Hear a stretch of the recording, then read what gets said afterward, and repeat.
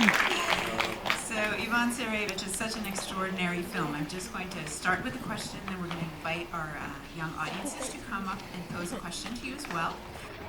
So it's so fascinating to me that you have these three protagonists, these two young voices sort of narrating us through these four wonderful stories. And I'm wondering if you can tell us a little bit about that inspiration for those three voices and the process of putting those stories together.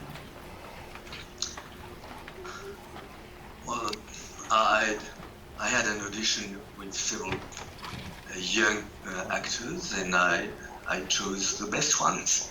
There is nothing particular about the voices, and there are the two leads, and as a rule about three other people, and they all get into disguise, and I have always the same actors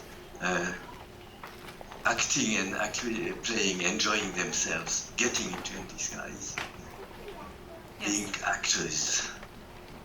Fantastic. And I was wondering also, giving voice in terms of creating a story where young people are transforming the different tales themselves. That's what I like to do, inventing stories. And when I was a kid, I would disguise myself as well and play and have my brothers and sister play. And now I go on playing as when I was 10. Fantastic. And also, your inspiration for creating very strong female characters seems to grow throughout your films. Is that a conscious choice? Is that something that evolved as you went along? It is a conscious choice. I like everybody to be together, and not one half of the population displays in some way the other half.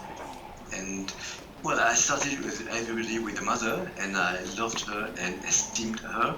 And I had a sister, and I had never thought I was superior to her. And then I had girlfriends, and I was very happy to have them. And I want to, in my little fairy tales, to have one fairy tale is mainly the boy, and the other one is mainly the girl. But I tend to defend the girls. Fantastic. I'm going to ask some young voices to come up now and pose a question.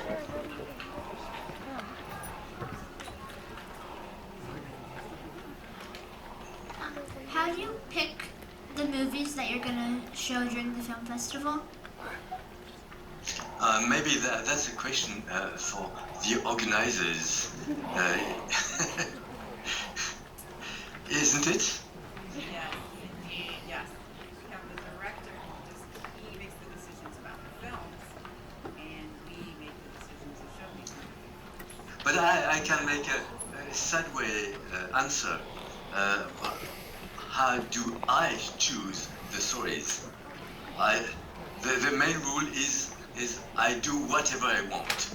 I want to go to that country, I want to go to that country. I like this kind of clothes, I get those clothes. I like this kind of music, I get the music. And then I tell a story, and I find ideas in my life, and many ideas in traditional stories. And most of the time, traditional stories are not that good, and so they need me.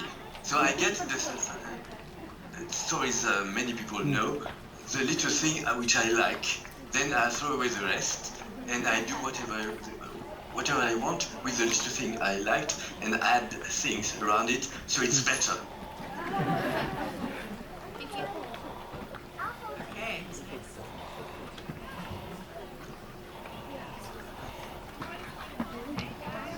I wanted to know what inspired you for the first one to make a female protagonist for the first one. My problem now is I didn't see the person. Mr. Cameraman or camera woman, could you show me the person? Or is it difficult? The first the first story. Yeah. Okay, I'll answer. Yes, now I see you. On profile. Nice profile. In the beginning it was a boy, because I'm a boy. And then I thought, well, let's have a girl instead, because I want this, a boy, a girl, all the time. And it helped me, because at one time, maybe the idea came at that time, the rat had to get a hiding place, and with a boy I did not know where to go, but with a girl with a lot of hair, there was a hiding place. So it was, and besides, I thought it was better with a girl. In this tribe with everybody submissive, the one who doesn't submit is a girl. And there is more to it. I'm telling you about all the mechanism of telling stories. At the end, a girl is better than a boy, because if a girl is completely bald, it's all wrong. If a boy is bald or head shaven, it's fine. And when during the story hair burns, it's horrible because it's a girl. And then she has to put something on her head, and thanks to her boldness, she invents new solutions, and she gets more beautiful than before. Thanks to this lack of hair, she invents a kind of crown, and she's better. So the story is better with a girl. Step up.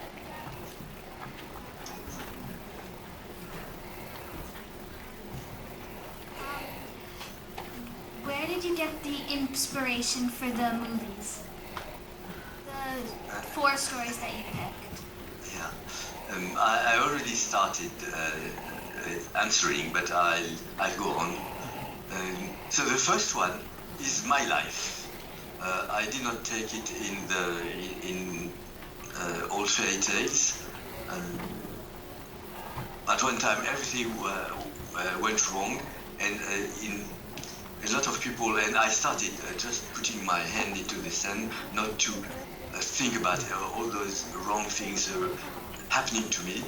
But then, instead of putting my head into the sand, I took it off and I looked at all my problems straight in the eye, and they were not as big as they were. They did not disappear, but they were not as big. So I made a story out of it, and I like it. I'm a little proud of it. The others, it's mostly as in the little preparation when the 3 friends prepare the story. I tell where the stories come from. The last one comes from Russia, and again, as I told you, I found interesting things in the Russian tale. A wolf changing the shape all the time, but I wasn't interested in the wolf, and I was interested in the princess, but in the story she was nothing. So I gave her the power of becoming somebody, and threw away the wolf. And the firebird, I like the word, but in the story it's very little happens. So I kept the transformation of somebody. I kept Russia. I kept Russian music, the Russian backgrounds, costumes, all that I like, and try to start with something moving in the Russian tale, going to find out where they were looking for the firebird, and there was no reason to look for the firebird. And here he looks for how do you say it? Pruden. It's not Plum, yes, thank you. He looks for a plum, but it is for a good reason, to save the life of his father. So I go through stories, and sometimes I'm just bored, and sometimes there is one good idea, I get it, I take it, and then I add things around it, so it pleases me, and hopefully pleases you.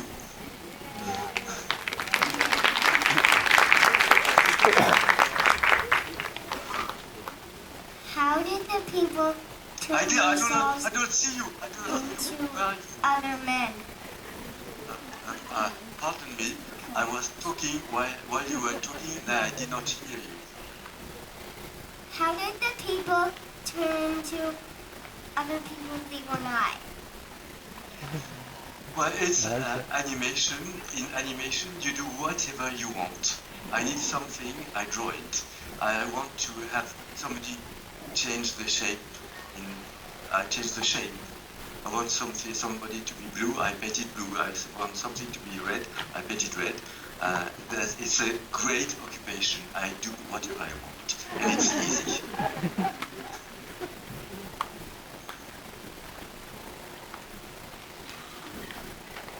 What could you think about females in the episode? Am I supposed to answer in French or English? French or English? Say it in English, so if you wanted to know why you made so many different episodes just for the audience. Please say it in English. Why do you make like a movie but then also episodes in it? Because I have many ideas and I want to make many films, and sometimes a good story lasts 10 minutes and not hours and hours. And when it's short, it's fun to make because it doesn't sound like a big work. And after a while, relatively short while, you finish and rejoice, and then you start another one. And so sometimes I make long stories or normal feature films, and sometimes I make short ones because I like that too. And I'm going to make more of them. And I hope you like them too. That's nice. Yes. Thank you, and we know you're working on a fabulous new film, which we're looking forward to, and we want to give you enough time because it's late in New York to wrap up, and ourselves as well, so we have one more question for you, please. What is your first film?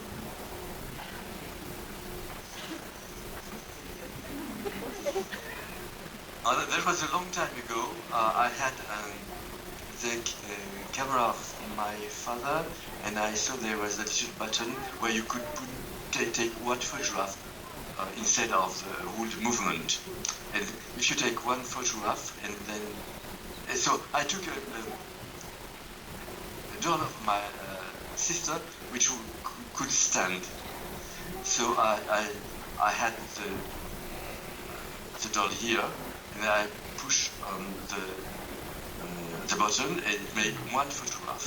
And I took the doll and put it here, took another photograph, and then put it here, take another photograph. And then I started turning one photograph and turning one photograph, turning. And then when it came back from the lab, I could see the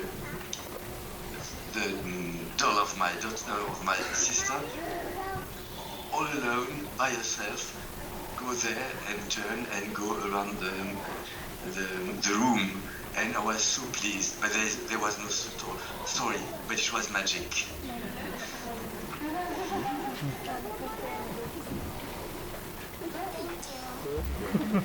Welcome. Thank you so much, Mr. Ocelot. It's been a wonderful treat for all of our audience, and we really appreciate your time in your beautiful film. Thank you, everyone.